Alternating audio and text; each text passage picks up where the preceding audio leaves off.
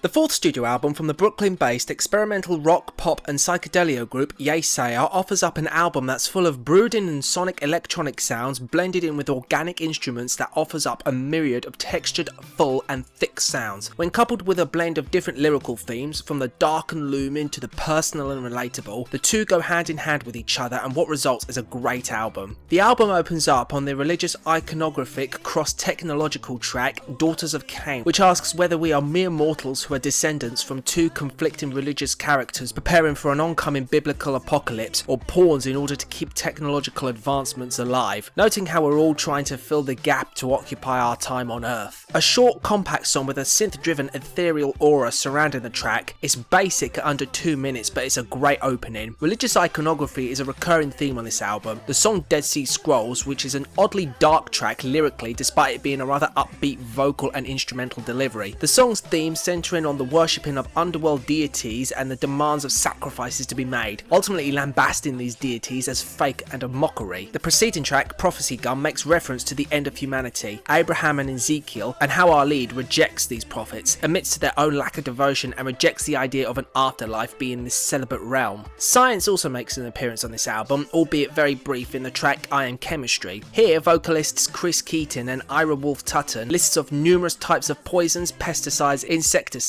toxic chemicals and gases, whether they are man-made or created by nature. The use of the I Am Chemistry line could be a possible self-reference used by the male vocalist to describe himself as a potentially destructive person, especially in relationships. Speaking of which, this theme shows up in a number of tracks, the best being Silly Me, hands down the best song on the album, where Keaton takes full responsibility for the failure of a relationship, admitting his own faults and that he needs to change his ways. Highly infectious and full of dance pop with a twangy guitar piece, multiple synth lines and melodies, along with a synth bass, it has so much charm on the whole and it's such an enjoyable track. Half Asleep reads as a search for love on Tutton's behalf in order to bring her away from the darkness that consumes her life, and Divine Simulacrum comes off as a settling for someone who's not what the protagonist in the song wanted in terms of a relationship, the chorus suggesting that this woman's not what he wants, but ultimately she's the one for him, so quit being so narrow-minded and accept what's meant to be. Then you have the standalone tracks like Gerson's Whistle, which I honestly can't pin down a theme here. From bits I've read, it's supposed to be a hallucinatory kind of track, and you know what? I buy it. Uma, which is a sweet and rather touching dedication song for band member Anand Wilder's 2-year-old daughter, and the penultimate track, Cold Night, reads as a confessional piece where the vocalist expresses their guilt over things they have left unsaid. The outro, a mini message to the singer's daughter. Perhaps this is a track where the singer regrets not communicating enough with her offspring, and now they're in a situation where it's too late. The use of the word dust could be a metaphor for cremation. The last 3 tracks on the album, Computer Canticle 1, Child Prodigy and the titular track, are all mini instrumental interludes, all of them clocking in at under a minute each and really don't serve any other purpose on the album other than to provide some form of transition into the next track, or like the titular instrumental, close the whole project out on a definitive ending. Instrumentally, the band is solidly rooted in the electronic synth-driven sounds that offers a mix of both dance and psychedelia that gives this album a lot of character. I Am Chemistry, containing a great mix of synthesizers before transitioning in the last third, dropping the synths and introducing acoustic guitars and piano. Gerson's Whistle opens up with a multi-tracked vocal performance before the warbled synth melody comes in, a bass riff anchoring the song terrifically, having more prominence later on with a mix of keyboard and piano thrown into the mix. Prophecy Gun, containing this sweet little bouncy riff coupled with the low buzzing drone. Cold Night, containing a great guitar riff with lingering bass drums just subtly hanging in the back. Uma, being solely driven by synths and both bass heavy piano chords and plinking piano notes, that's pretty much the best representation of psychedelia, and even the instrumental interludes have their appeal. 2 of them do. The harpsichord led Child Prodigy and the laser effects style of Amen and Goodbye are solid, but I do find the high pitched blare of Computer Canticle 1 a real turn off. Another low point instrumentally is on the track Divine Simulacrum, where multiple synth sounds all merge together to create this big ball of sound that ultimately comes off as unfocused. For the most part, the instrumentation is rather good, but the vocal performances don't necessarily hit the mark. I don't mind the multi-tracked vocals at all. Tracks like Prophecy Gun, Gerson's Whistle and Daughters of Cain are just a few examples of layered vocals adding character to a track, but when you get songs like Dead Sea Scrolls with the annoying bar vocal delivery and the effects that are lathered all over the vocals, it doesn't make for an enjoyable listen, despite the decent bass riff and inclusion of saxophone. Tutton's vocal delivery on Half Asleep does come off as rather unintelligible and needed more clarity clarity. Not only have you got the unfocused instrumentation, but with the manipulated as hell vocal delivery, it's all off kilter and not in the good way. In conclusion, I'm not going to make out that this album is perfect, because it isn't. However, what I can't deny is that this album has so much character, so much personality, and so many interesting sounds and layers that I've fallen for this album big time. On some albums you have tracks that are beyond salvageable and there's little in terms of something to grasp hold of and talk positively about, but on this album, even on the moments I don't like, there's still something intriguing about them. The contrast of analog and digital sounds that blend well with each other, the multi-tracked vocals, the psychedelic moments that are incorporated in with the more danceable moments, mixing styles of psychedelia, dance, indie and pop, the lyrical themes that are at one moment symbolic and creative and then a moment later they're personal and relatable. Take out the filler interludes or just include them as part of the more flushed out songs, temper back on the manipulated vocals and restrain on some of the instrumental choices on some tracks, then you've got an album that's close to dynamite. Nevertheless, this album is still highly recommended in my opinion. Overall, I score this album an 82 out of 100.